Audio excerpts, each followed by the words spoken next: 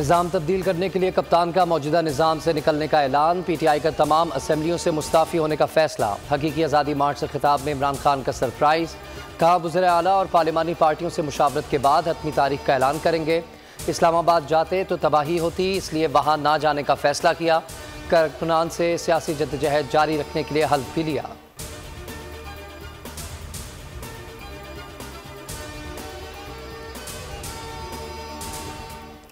जिस दिन इमरान खान कहेंगे पंजाब असेंबली तोड़ दी जाएगी। मुनिस इलाही इमरान खान के शाना बशाना। कहते हैं 27 जुलाई को अल्लाह ने हमें सुरखरू किया और परवेज़ इलाही को CM बनाया था। उस दिन के बाद से हम बोनस पर चल रहे हैं।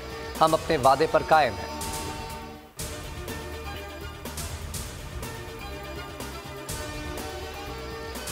इंतखाबात के नाम पर राना सनाउल्लाह एंड कंपनी को पसीने क्यों आ रहे हैं? फवाद चौधरी का सवाल। कहा पाकिस्तान में कुल 859 नशिस्तों पर इंतखाब होता है। PTI के मरकज़ में 123, पंजाब में 297, KP में 115, सिंध में 26, बलूचिस्तान में 7 सीटें हैं। मुल्क भर में हमारी कुल 567 नशिस्तें हैं।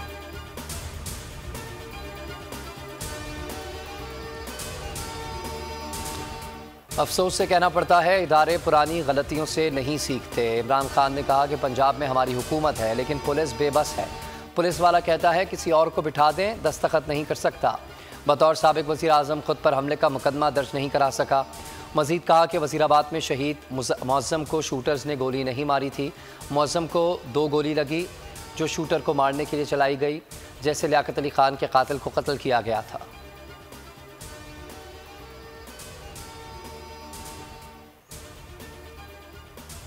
रावलपिंडी में तारीख रकम 6 फ्लाईओवर पर तहरीक इंसाफ का तारीखी पावर शो। पूरा पिंडी खिलाड़ियों से भर गया, हर तरफ सर ही सर। पार्टी परचमों की बहार। नजम शराज और अबरारुल हक ने तराने गाकर आवाम का लहू गरमाया। इमरान खान बैसाखी के सहारे जलसागाह पहुंचे।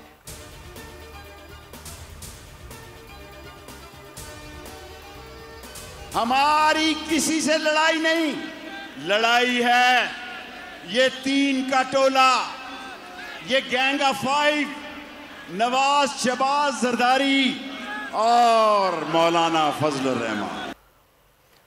हम मफरूर नवाज शरीफ, चोर शहबाज शरीफ और जरदारी से लड़ना चाहते हैं। चोरों और डाकुओं को आईनी तरीके से निकालना चाहते हैं।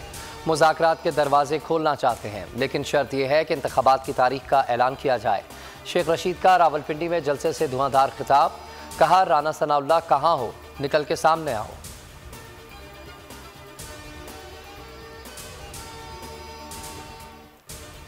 तीन लोगों ने इमरान खान पर हमला कराया।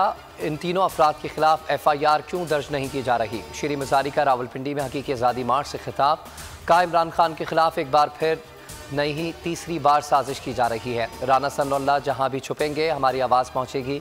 मुराद सईद, परवेज़ खटक और इमरान इस्माइल ने भी हकीकी आज़ादी मार्च से धुआंधार खिताब किया। अभी PTI के जलसे कवर कर रहे हैं, वो बड़ी हिम्मत का मुजाहरा किया। आप लोगों ने तो जिन मुश्किलों का सामना किया, शोएब शेख साहब ने जिन मुश्किलों का सामना किया, आपके लोगों ने, जमील फारूकी, समी इब्राहिम, इमरान, रियाज, नाम किस किस का नाम लें? अभी तारीख लिखी जाएगी पाकिस्तान में सहाफत की, तो आप सिर्फ अरशद भाई का नाम लें, बस सिर्फ हमें एक ही नाम याद रखना और उसके लिए इंसाफ लेना। अरशद भाई, वाकई कोई शक नहीं, अरशद भाई की शहादत तो है ही है, लेकिन बोल TV के भी लोगों ने जिस तरीके से किया वो बिल्कुल सबके सामने। बोल और शोएब शेख ने मुश्किलात का सामना किया। समी इब्राहिम, इमरान, रियाज खान, अरशद शरीफ डरे नहीं। बोल ने जिस तरह काम किया वो सबके सामने है।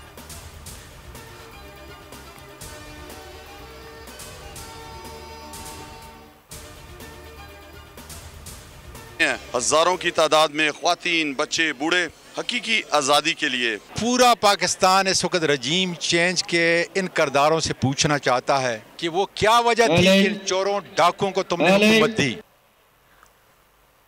बोल न्यूज़ की रावलपिंडी में जलसागाह के स्टेज से खुसूसी कवरेज। कासिम खान सूरी ने बोल न्यूज़ से गुफ्तगू में कहा कि कौम अब नहीं डरेगी, इमरान खान के साथ खड़े रहेंगे। मौजूदा हुकूमत ने मईशत तबाह कर दी, मसाइल का हल सिर्फ शफाफ इंतखाबात हैं।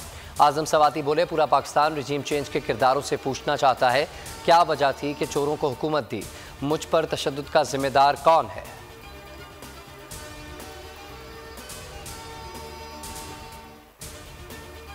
हकीकी आज़ादी मार्च की पल पल की खुसूसी कवरेज, बोल न्यूज़ की सबसे बड़ी ट्रांसमिशन, सबसे बड़ा पैनल, सबसे बड़ी टीम मैदान अमल में मसरूफ़ रही, पल पल की खबर दी। मुल्क भर में बोल का बोलबाला, गुजरावाला का GT रोड बोल न्यूज़ जिंदाबाद के नारों से गूंज उठा। हकीकी आज़ादी मार्च के शुरका का बोल न्यूज़ को शानदार अल्फाज में खराज तहसीन, कहा बोल न्यूज़ हक और सच के साथ डट कर खड़ा है। बोल न्यूज़ मजलूम पाकिस्तानियों की आवाज़ है।